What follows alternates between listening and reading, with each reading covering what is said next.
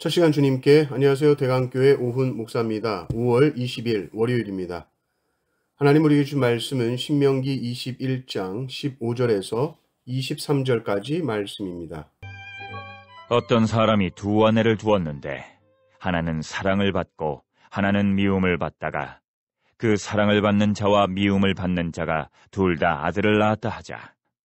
그 미움을 받는 자의 아들이 장자이면 자기의 소유를 그의 아들들에게 기업으로 나누는 날에 그 사랑을 받는 자의 아들을 장자로 삼아 참 장자, 곧 미움을 받는 자의 아들보다 앞세우지 말고 반드시 그 미움을 받는 자의 아들을 장자로 인정하여 자기의 소유에서 그에게는 두 몫을 줄 것이니 그는 자기의 기력의 시작이라 장자의 권리가 그에게 있음이니라.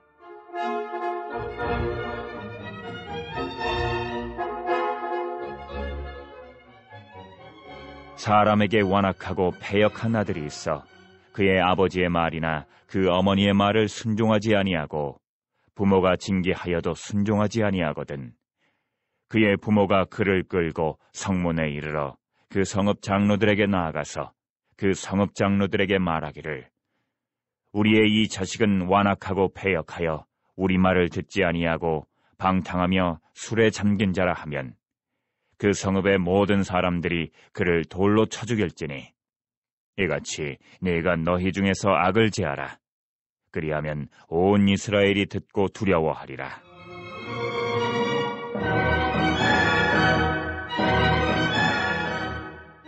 사람이 만일 죽을 죄를 범함으로 네가 그를 죽여 나무 위에 달거든 그 시체를 나무 위에 밤새도록 두지 말고 그날에 장사하여 내 하나님 여호와께서 내게 기업으로 주시는 땅을 더럽히지 말라.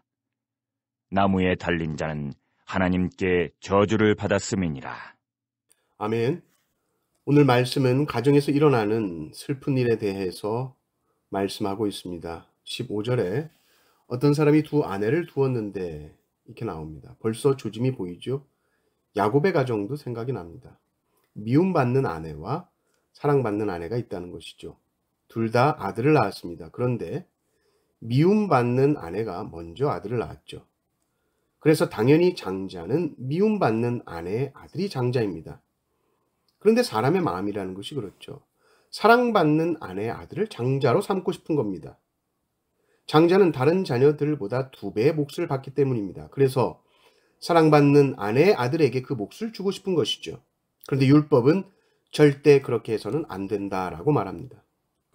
사람이 미움을 받으면 그것을 알까요, 모를까요? 알죠. 이미 미움받는 것만으로도 너무 힘듭니다. 그런데 자기의 아들이 장자임에도 자신이 미움을 받는 것 때문에 아들이 장자의 몫을 받지 못한다 했을 때 그것은 너무나 괴로운 일입니다. 인간의 감정이라는 것은 아주 변덕스러운 것입니다. 하루에도 몇 번씩 바뀌는 것이 인간의 마음인데 그런 불안한 인간의 감정에 하나님의 말씀과 율법이 좌지우지될 수 없는 것입니다. 자기 어머니가 사랑받지 못한다는 이유로 아들이 장자의 법적인 권리를 빼앗길 수 없는 것이죠. 아니, 어머니가 사랑받지 못한다고 해서 왜 장자가 고통을 받습니까? 그러면 안 된다.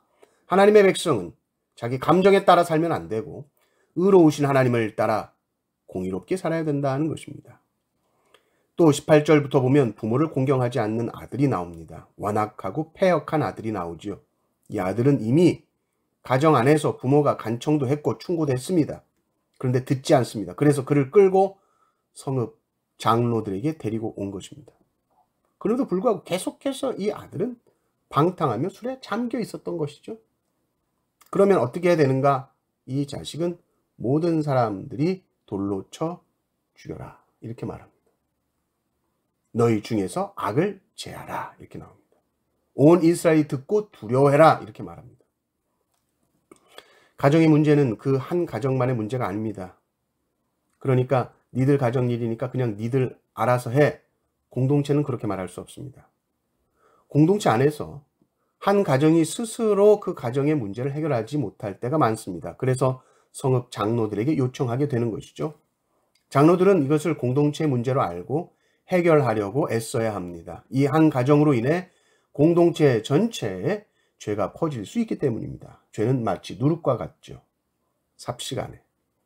이 부모를 공경하지 않는 모습들이 퍼질 수 있습니다. 그래서 공동체 전체가 이 문제에 대해서 생각해야 합니다. 또 가장 중요한 것은 부모에게 순종하지 않는다는 것은 부모에게 순종하라 하신 하나님의 말씀을 거역하는 것이죠. 그래서 하나님에 대한 반항과 똑같이 봅니다. 이 율법을 만드신 하나님께 대한 반항 행위를 하는 것입니다. 그래서 아주 엄중하게 처벌하는 것이죠. 내가 낳았다고 해서 내 자식이 아닙니다. 하나님께서 나를 통해 이 땅에 태어나게 하셨고 나에게 맡겨주심과 동시에 교회 공동체에 맡겨주신 하나님의 자녀입니다. 또 이스라엘 공동체 안에서 어떤 사람이 사형을 당했을 경우 범죄자의 시체를 해가 진 이후에도 나무에 달아놔서는 안 된다라고 명하죠. 하루가 끝날 때까지는 반드시 장사를 지내야 된다라고 말합니다.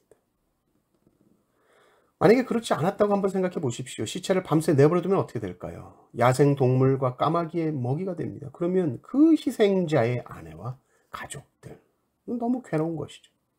그 가족들에게까지 그 정서적인 부담과 고통이 전달되지 않도록 율법을 통해서 세심하게 배려하고 있는 모습을 보게 됩니다. 하나님의 말씀에 순종한다는 것은 우리의 감정에 따라서 좌지우지될 수 없습니다. 하나님의 법에 순종하면 반드시 그 공동체는 복을 누리게 되어 있습니다. 가장 지혜로우신 하나님께서 우리 모두에게 주신 하나님의 말씀에 순종함으로써 우리 대강교회가 복을 받고 든든하게 서가기를 주님의 이름으로 축원합니다. 아멘.